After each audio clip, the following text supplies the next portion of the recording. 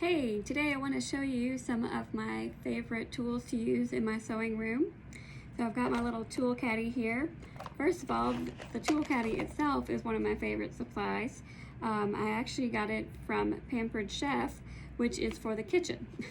So I quit using it in my kitchen, but it's perfect for all my sewing supplies that I can sit on my table, and it spins. So lots of little places to put things, but all my important stuff is basically right here.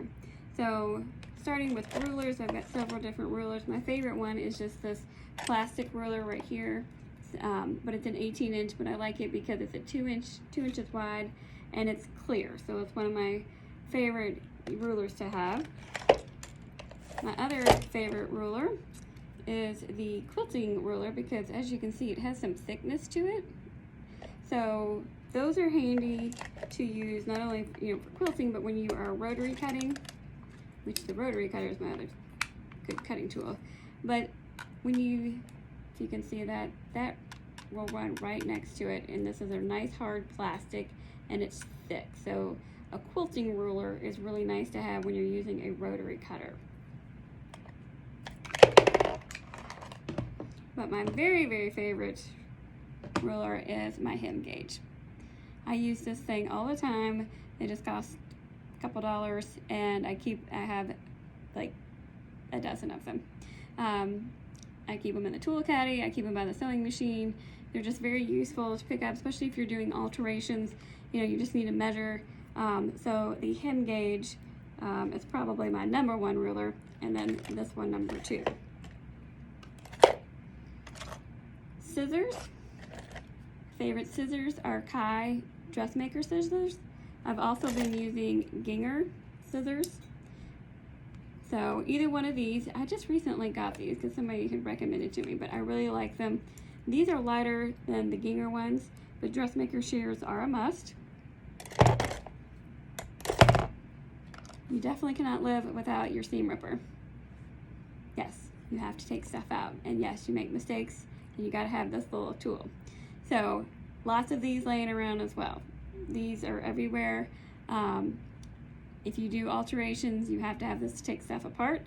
But even if you just do sewing in general and you make a mistake, you gotta have this tool so you can undo and fix it.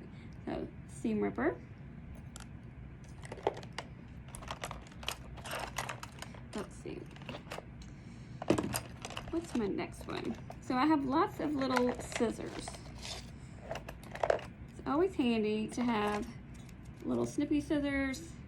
These are good to keep by your machine. Got several different pair here, but I'm gonna say that these right here, they just squeeze together. These are called snips. They have like a little curve to them, but they're really small and very sharp. I use these mainly with embroidery, and especially if you need to take out some stitches. This is really good to get under like those really tight stitches that are the underlay stitching. So my snips, they're very handy to have for removing embroidery. So I like those, but just a small pair of scissors to keep by your machine, even by the embroidery machine, because you're changing threads, you gotta cut a thread, so that's handy. My other favorite scissors, these are double curved scissors, okay?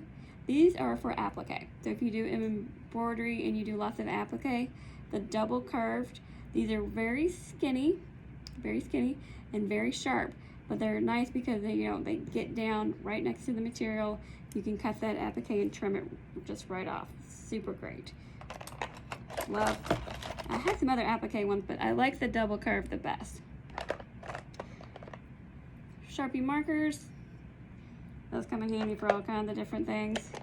And sometimes they're good, like if you were doing embroidery and the bobbin thread shows through, like if the tension's off, you can actually color that white thread, the bobbin thread, with whatever color it is, if you have the correct Sharpie, obviously. So you can kind of fill it in a little bit if need be. Of course, pens and pencils, but also marking pens. So this right here is an invisible ink pen. So this is great if you are marking on fabric. What else is in my fun little tool caddy here? Oh, glue stick. I don't use this a whole lot, but every now and then it's handy, like if you're doing maybe like a patch or something that doesn't have an adhesive back to it. You can put a little bit of glue on it. Just keeps it, like if you're sewing on a patch, it keeps it from shifting, because sometimes they're really small and they want to slide out of the piece. Now these are more of my craft scissors, so I'll use these more for paper. Sometimes even if I'm opening a box or something like that. I have highlighters in here. You probably don't need a highlighter. I use these to circle orders in my book that are done for people to call, the people that work for me. So we have the highlighters. Oh, lint roller. Gotta have a lint roller because it never fails. If you're taking out threads, sometimes you just need to clean it off. You need something to, get all those little fibers off. It's also good for sublimation. So if you're doing a t-shirt, you might want to lint roll it real quick, just get any loose fibers off that you can't really see before you sublimate or put vinyl on. So sometimes that's helpful for that. See if I've missed anything fun in here. So I've got a lot of duplicates of what I have showed you as far as pens and scissors and things like that. So that's probably about it. Oh, I'm sorry, the rotary cutter I showed you earlier. So rotary cutters are a must for quilting for sure. But they're also very nice, like just to get a good sharp straight cut. You can use your quilting ruler next to it.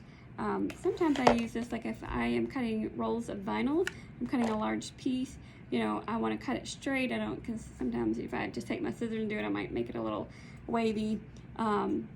This is good for cutting out patterns. It's just your preference of whether you want to use scissors or a rotary cutter. But if you are doing any type of quilting, you definitely need to have a rotary cutter. So I've got lots of scissors and whatnot. And that's a good size too. That one came from Hobby Lobby.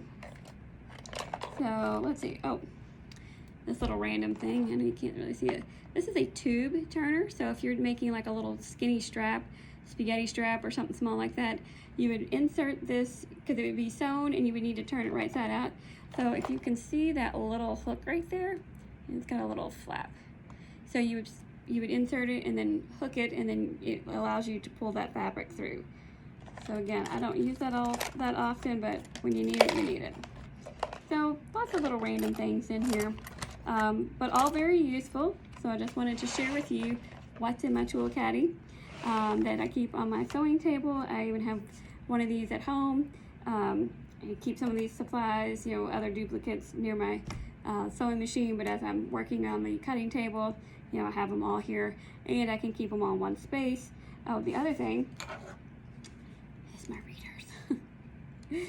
Gotta have my glasses. I even got a pair on my head, so I have them everywhere, but I keep a pair in here for that as well. So the tool caddy itself, having something like this is great because you can just keep all your little gadgets and small things, because seam rippers and small scissors and kind of things, they can get lost. So it's nice to have like a little tool caddy. I like this because I can just grab it and throw it in there versus like a box and putting it away. So this can sit out on my table and I can get to whatever I need to very easily. So I hope you've enjoyed this video. If you have any questions about any of the supplies, I'll try to put links to it in the comments where you can find the different products. Usually at Joann's or Hobby Lobby in the Notion section, you can find most of them. And then, like I said, this tool caddy, it is a Pampered Chef. I think they've discontinued it. I think there are some craft ones. You may be able to find it on eBay. But if you don't use it in the kitchen, it's very good for your craft room. So I hope you've enjoyed this video, and I'll see you guys later.